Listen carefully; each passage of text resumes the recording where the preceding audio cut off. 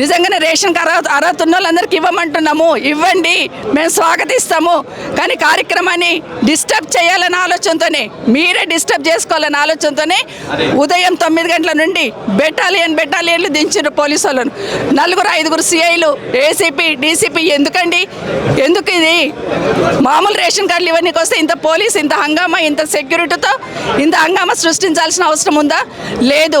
ఎట్టి పరిస్థితులలో ప్రోటోకాల్ లేని వాళ్ళని స్టేజ్ మీద కూర్చోబెట్టి దాన్ని అడ్డుకుంటే బీఆర్ఎస్ పార్టీ ఏదో అడ్డుకుంటుందనే నెపం నెట్టాలని ప్రయత్నం మీరు చేస్తూ ఉన్నారు. ప్రజలు అన్నీ గమనిస్తూ ఉన్నారు. ఈరోజు 3వ స్థానంలో వచ్చిన స్టేజ్ మీద కూర్చొని పెట్టినప్పుడు నా మీద ఇంకా 20 మంది పోటీ చేశారు. ఆ 19 మందిని కూడా తెచ్చి కూర్చొని పెట్టండి. 3వ స్థానంలో వచ్చిన ఆయనను ఎట్లా కూర్చుని పెడుతున్నారో ఇంకా 19 మంది పోటీ చేసిండ్రు నా మీద, వాళ్ళందరినీ కూడా తెచ్చి కూర్చుని పెట్టండి. అప్పుడు యాక్సెప్ట్ చేద్దాం. అట్లా కాకుండా మీకు గాంధీ భవన్కి వెళ్ళి ఇచ్చినట్టు, మీ జేబులకి వెళ్ళి ఇచ్చినట్టు, మీ పార్టీ పరంగా ప్రోగ్రామ్ చేస్తామంటే ఇటు చూస్తూ ఊరుకోవడానికి ఎవరు సిద్ధంగా లేరు. ప్రజలు కూడా అన్ని గమనిస్తూ ఉన్నారు. సమయం సందర్భం కోసం వెయిట్ చేస్తున్నారు.